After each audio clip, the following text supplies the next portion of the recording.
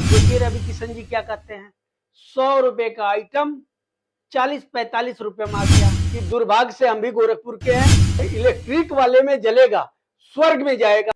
नमस्कार, मैं मोहम्मद नसीम शेख, आप देख रहे हैं MA इंडिया न्यूज।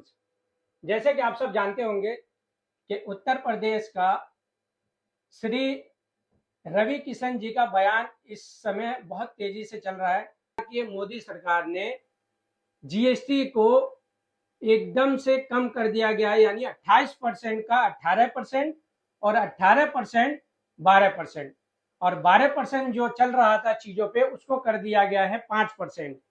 और 5% के बारे में आप देख रहे होंगे कि उत्तर प्रदेश के मुख्यमंत्री वो अभी व्यापारियों के बीच में जा रहे हैं और ये कह रहे हैं कि जो 5% चीजों पे जीएसटी लगी थी उसको कर दिया गया है 0%। क्या सही है, क्या गलत है, इसको लेकर आज हम आए हुए हैं राष्ट्रीय सुरक्षा पार्टी के संस्थापक श्री राम अनुज जी। आइए हम इनसे बात करते हैं और जानने की कोशिश करते हैं कि रवि किशन ने जो बयान दे रहे हैं क्या वो सही है और क्या गलत है। सबसे पहले सर MA इंडिया न्यूज में आपका बहुत बहुत स्वागत है। धन्यवाद। कैसे हैं आप? बढ़िया। जो 28% है वो 18 हो गया, जो 18 है वो 12% हो गया, जो 12 है वो 5% हो गया। इन सब में आपकी क्या सोच है और आप क्या रखना चाहते हैं अपनी बातों को? देखिए मेरा मानना है, जो बोएगा वही तो खाएगा, जो आदमी लगाएगा वही उसको मिलेगा। जब मैं भी गोरखपुर का हूं, जब गोरखपुर की जनता, जैसे मैं ही हो गया, जब अंधभक्ति में बिल्कुल नील नील पड़ा रहेगा तो यही हश्र होगा। भाई उनको आम जनता का टैक्स का पैसे से सैलरी मिलती है, सारे खर्चे मिलता है, तो उनको फर्क नहीं पड़ेगा। ये आम जनता को सोचना पड़ेगा कि जैसा बोओगे वही तो खाओगे। ऐसे लोगों को जब MP MLA बनाओगे तो आपको भुगतना पड़ेगा।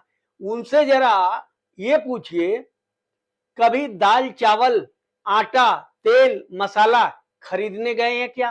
तब उनको पता लगेगा कि 100 रुपया का चीज 45 रुपया हुआ है या 100 रुपया की चीज 90 रुपया 95 रुपया हुआ है। तब उनको मालूम होगा। वो कमी उनकी नहीं है, कमी हमारी है। और हमारे भाई बंद रिश्तेदार जितने लोग हैं गोरखपुर के, उनको सोचना चाहिए। मैं तो देखता हूँ, इसके पहले जब वो MP थे तो उन्होंने ही एक बयान दिया था कि इलेक्ट्रिक शमशान घाट पे मशीन लगी थी कोरोना काल में, शायद उसके बाद।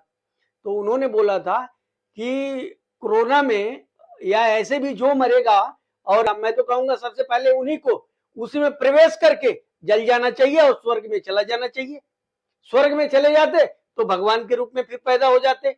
ऐसे लोगों को जब जिताओगे तो यही हाल होगा। लोगों को हंसी आ रही है इस बात पर, हंसिए मत। आप सोचिए कि आपने अपना बहुमूल्य वोट किसको दिए हैं जो पूरी दुनिया में जगहसाई कर रहा है। ऐसे लोगों को जब सर अगर केंद्र सरकार ने जीएसटी को कम किया होगा तभी तो उनका बयान आया होगा ना कि 28 का 18 पे। भाई अगर मान लीजिए कोई सामान आपका 100 रुपया का है, ठीक है, पहले मान लीजिए 18 रुपया उसमें जीएसटी लगता था तो 18 रुपया प्लस होता था। अब 18 की जगह 12 रुपया लगेगा तो 12 रुपए तो ही प्लस होगा उसमें। तो कैसे 50% उन्होंने कम कर दिया है? जब अनपढ़ गवार लोगों को, जाहिल लोगों को MP बनाओगे तो यही दुर्दशा होगा जो आज हो रहा है कि उन्होंने 50% कम कर दिया। भाई 18 में से अगर 18 को 12 पे करते कितने % फर्क पड़ता है आप बताइए जरा। लेकिन सर 6% का फर्क होता है। अगर बात की जाए कैबिनेट के तो पूरा का पूरा उत्तर प्रदेश का कैबिनेट सड़कों पे उतर चुका है और यहाँ तक का व्यापारियों के बीच में जाके उनको ये बताना पड़ रहा है कि हमने कितना % कर दिया गया। उत्तर प्रदेश के श्री योगी आदित्यनाथ है, उनका भी सोशल मीडिया पे देख लीजिए, जो व्यापारी के बीच में जा रहे हैं तो कहीं ना कहीं वो एक मैसेज देना चाह रहे हैं कि भाई जीएसटी का बोझ बहुत हो रहा था, अब हम कम कर दिए। भाई हम कह रहे हैं 8 साल लूटे हो, वो 8 साल का पैसे सबको वापस दे दो, दे दो, हिम्मत हो तो दे दो। लोगों के बीच पहुंच रहे हो। अभी ले लद्दाख में क्या हुआ आपको मालूम है? बीजेपी का दफ्तर ही जला दिए युवा। बेरोजगारी से परेशान युवा क्या करेगा? जब ऐसे लोग झूठ बोलेंगे और झूठ का प्रचार करेंगे जब झूठे मुख्यमंत्री, झूठे एमपी, झूठे एमएलए, जब झूठे लोग ही इस देश में देश की आम जनता, युवा बेरोजगार घूम रहा, भटक रहा, उसके बावजूद भी अगर वोट देता कि नहीं देता ये तो हमें नहीं जानकारी है, लेकिन जैसे लोग जीतते हैं चुनाव आयोग के सहयोग से, तो उसमें जो लेह लद्दाख में हुआ है वही कहानी हर जगह होगा। मैं कहूंगा देश के युवाओं से, देश के युवा पढ़े लिखे हैं, ये घटना ऐसा नहीं करना चाहिए और ऐसा नहीं होना चाहिए, मैं ये भी कहूंगा। लेकिन मैं ये कहूंगा जब आदमी भूखों मरेगा, परेशान होगा, तो वो यही सोचेगा कि खुद मरने से बढ़िया दो चार को निपटा दो साथ में। युवा आज के डेट में, युवाओं का हाल क्या है, हमारे देश की उन बेटियों का क्या हाल है जो पढ़ लिख के माँ बाप डिग्रियां दिला के और बैग और सूटकेस जो होता है गांव में उसमें डाल के सड़ा रहे हैं, वो युवा क्या करेंगे? यही तो करेंगे। अभी आप देखिए कुछ दिन बाद ऐसा ना हो जो कुछ पत्रकार हैं जो झूठ के सिवा सत्य को बताते नहीं, दिखाते नहीं, उनके साथ भी यही असर होगा। लेकिन मैं फिर कहूंगा ऐसा ना करें, क्योंकि ये देश बहुत बड़ा देश है, 145 करोड़ का जनसंख्या है हिंदुस्तान में।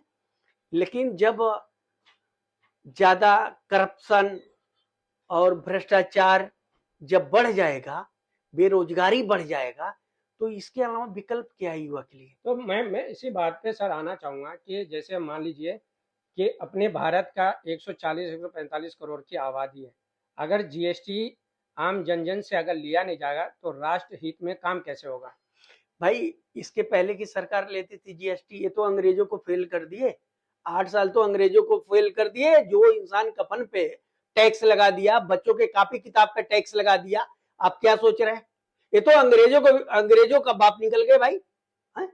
अंग्रेजों के बाप निकल गए, तो युवा करेगा क्या? उसके सामने विकल्प क्या है? इसके अलावा क्या विकल्प है जरा बताइए? रोजगार नहीं है, नौकरी नहीं है, सारा कुछ जब बंद कर दोगे, सिर्फ अंग्रेज लगान लगाते थे, ये टैक्स लगा रहे हैं, तो युवा करेगा क्या? आपको ये सोचना पड़ेगा। युवाओं का दोष सारा मत दीजिए, आप कम से कम